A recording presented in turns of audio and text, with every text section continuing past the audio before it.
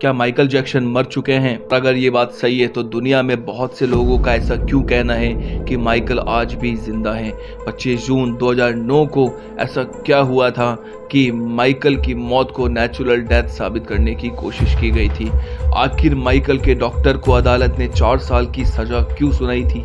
आखिर माइकल के doctor Michael को प्रोपोफॉल जैसी खतरनाक और जानलेवा दवाई का डोज क्यों दिया करते थे? और माइकल के मरते ही उनका डॉक्टर हॉस्पिटल छोड़कर क्यों भाग गया था? दोस्तों, माइकल की मौत पर बहुत से सवाल आज भी मिस्ट्री हैं कि वो जिंदा है या मर चुके हैं। तो दोस्तों, आज हम माइकल की जिंदगी और मौत से बहुत सारे सवालों पर से पर्दा उठाएंगे। उस वक्त क्या हुआ था? कहानी शुरू करने से पहले हमारी रिक्वेस्ट है, हमारे चैनल को प्लीज़ सब्सक्राइब ज़रूर कर लें ताकि हम आपके लिए ऐसी ही रियल कहानियाँ ला सकें। दोस्तों, 25 जून 2009 का वो फ़ोन कॉल जिसने किंग ऑफ माइकल जैक्सन के मर्डर को एक नेचुरल डेथ साबित करने की कोशिश की थी, और ऐसा करने के पीछे किसी गैर का नहीं बल्कि खुद माइकल जैक्सन के पर्सनल डॉक्टर मौर्रे का हाथ था, जिसके लिए मौर्रे को 4 साल की सजा भी सुनाई थी। पर सोचने वाली बात यह है कि एक डॉक्टर अपने ही पेशेंट को क्यों मारेगा, और आखिरकार माइकल ने डॉक्टर मौर्रे का क्या बिगाड़ा था? माइकल के दुनिया से जाने के बाद जितना ये सवाल लोगों को सताता है, उतना ही ये सवाल कि मौर्रे को सजा मिलने के बावजूद माइकल की बहन ये क्यों कहती है, और आखिरकार क्यों माइकल के परिवार ने उस मीडिया की फैमिली को कटघरे में ला करके खड़ा कर दिया था जिसने माइकल को वापस से दुनिया में लाने की कोशिश की थी। थोड़ा सा पीछे जाते हैं। 25 जून 2009 सुबह के 12:30 बजे फायर मेडिकल को एक कॉल आता है और घबराई सी आवाज के अंदर माइकल जैक्सन के सिक्योरिटी हेड की, जो माइकल जैक्सन को बचाने की गुहार लगा रहे थे। अब पैरामेडिक वहां फटाफट से आती है, और जैसा ही पैरामेडिक वाले माइकल जैक्सन के कमरे में पहुंचते हैं, वो सारे के सारे लोग बहुत ज़्यादा हैरान हो चुके थे। माइकल जैक्सन का रूम नहीं बल्कि वो हॉस्पिटल था। माइकल जैक्सन की बॉडी की एक तरफ आई भी था, और पूरे कमरे में हर तरफ दवाई की शीशियाँ रखी हुई थी, और इन सब के बीच खड़े हुए उनके डॉक्टर मौर्रे, उन लोगों ने सबसे पहले माइकल जैक्सन को CPR करके बचाने की कोशिश की, लेकिन जब उनकी हालत में कोई सुधार नहीं आया तो वो फौरन माइकल जैक्सन के साथ हॉस्पिटल पहुंचे। पर अफसोस, उन्हें बहुत ज़्यादा देर हो गई। ज़िंदगी माइकल जैक्सन की ख़त्म हो चुकी थी और उनकी ज़िंदगी उनका साथ छोड़ चुकी थी। ये खबर जब दुनिया के सामने लाई गई तो दुनिया के अंदर एक हाहाकार मच गया। सबके आंखों के अंदर आंसू थे। माइकल जैक्सन की मौत का कारण खून नहीं, कार्डियक अरेस्ट था। जैसे मैंने आपको पहले बताया था कि माइकल जैक्सन की मौत नहीं बल्कि मर्डर था, पर असली कहानी कुछ और ही थी। ये सब जानने के लिए कहानी को थोड़ा सा रिवाइंड करना पड़ेगा, और ये आपको खुद को समझना पड़ेगा कि ये सब आखिर क्यों हुआ था। माइकल जैक्सन के नाम को आज भी लोग पूछते हैं, लेकिन 2005 को इसी नाम के ऊपर छोटे बच्चों के शोषण का इल्ज़ाम लगा था। ये दाग इतना ज़्यादा गहरा था कि उसने माइकल जैक्सन के वजूद और इज्जत को ख़त्म कर दिया था और गुमनामी में जीने के लिए मजबूर कर दिया था। लेकिन ज़िंदगी की हर लड़ाई को जीतने वाले माइकल जैक्सन इस लड़ाई को हारने वाले नहीं थे, और उन्होंने इस जंग में मीडिया AG के साथ में कॉन्ट्रैक्ट साइन करके उन्हें अपना साथी बना लिया था। वह साथी जो माइकल जैक्सन के कॉन्सेप्ट को अरेंज करने वाला था, और उनका सबसे पहला कॉन्सेप्ट जुलाई 2009 में होने वाला था, और जिसके लिए माइकल बहुत ज़्यादा प्रैक्टिस भी कर रहे थे। और 24 जून का वो दिन बाकी दिनों की तरह माइकल जब प्रैक्टिस करके अपने घर पहुंचे, वहाँ उनकी गाड़ियाँ घर पर पहुंची, उनके पीछे पीछे डॉक्टर की गाड़ियाँ पहुंचती है। लेकिन ये बात कोई नई नहीं है। माइकल को सब लोग अच्छे से जानते हैं, उनके जानने वाले लोगों को सब कुछ पता था कि उन्हें मेडिसिन एडिक्शन था, और उन्हीं वजह से उनकी दर्जनों सर्जरी भी हुई थी। और साथ ही कमर्शियल शूट के दौरान 3rd डिग्री बंद होने के बाद और एक शूट के दौरान 50 फीट से नीचे गिरकर अपनी स्पाइन को परमानेंटली डैमेज करवा लिया था। आगे चलकर उन्हें बहुत बड़ी बड़ी बीमारियों का सामना करना पड़ा, जैसे कि eating disorder, body image disorder, insomnia जैसी बहुत सारी डिसीज। और इतनी सारी डिजीज के बाद में वो अपने दर्द के आगे मजबूर हो गए और दवाइयों का नशा करने लगे। और ये सारी दवाई माइकल के एक फॉर्मल डॉक्टर के हिसाब से 2001 और 2002 तक उनके अंडर में ये दवाई ली थी।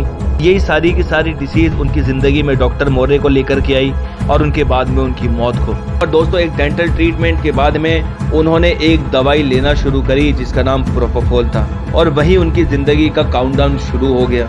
जो वो दवाई लेते थे वो बहुत ज़्यादा खतरनाक थी, लेकिन उनके दर्द को ख़त्म करने के साथ साथ उन्हें अच्छी नींद भी दे देती थी। लेकिन दोस्तों अगर ये दवाई ठीक से नहीं ली जाए तो इंसान की जान भी जा सकती थी, क्योंकि उस दवाई को लेने के बाद उन्हें कंटिन्यूसली मॉनिटर किया जाना चाहिए था। और ये बात माइकल जैक्सन को खुद को भी पता थी कि ये दवाई बहुत ज़्यादा खतरनाक है, लेकिन माइकल जैक्सन इस दवा के आदी हो गए थे और इस दवाई को ठीक से लेने के लिए उन्होंने डॉक्टर मोरे के साथ में एक कॉन्ट्रैक्ट साइन किया था और उन्हें अपना पर्सनल डॉक्टर बना लिया था, क्योंकि ज़्यादा दवाई लेने से उनकी ज़िंदगी चली जाएगी। लेकिन दोस्तों आज तक माइकल जैक्सन को दर्द और रातों की नींद के लिए इससे ज़्यादा बेहतर कोई दवा नहीं मिली थी, लेकिन ना चाहते हुए भी वे उसके आदी हो गए थे। लेकिन दोस्तों डॉक्टर मोरे ने माइकल जैक्सन का ठीक तरीके से ध्यान नहीं रखा था।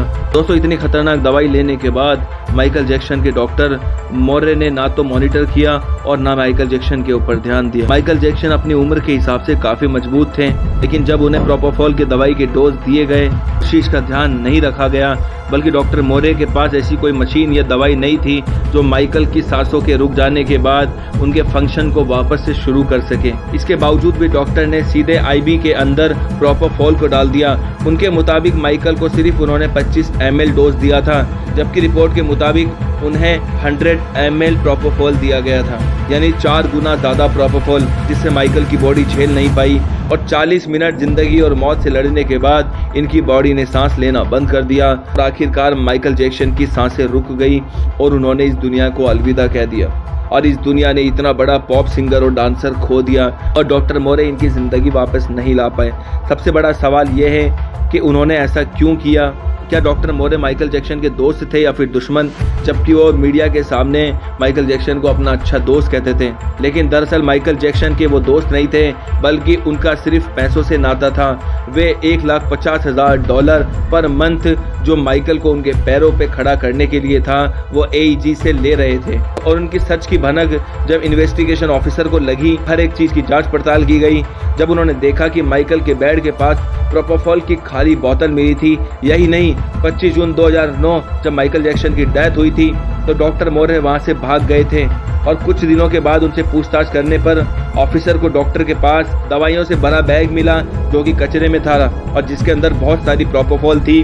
और एक बहुत बड़ी बात जो साबित करती है कि माइकल जैक्सन के सांस रुकने के बाद डॉक्टर की टीम को बुलाने से पहले और 911 को कॉल करने से पहले माइकल के डॉक्टर ने मेडिकल रूम से सबूतों को मिटाने की कोशिश की थी। लेकिन अगर वे सही थे तो उन्हें सबूत मिटाने की क्या जरूरत थी, ये सोचने वाली बात है। लेकिन अभी तक डॉक्टर के ऊपर क्रिमिनल चार्ज नहीं लगे थे जब तक माइकल जैक्सन की मौत का असली कारण पता नहीं चल जाता।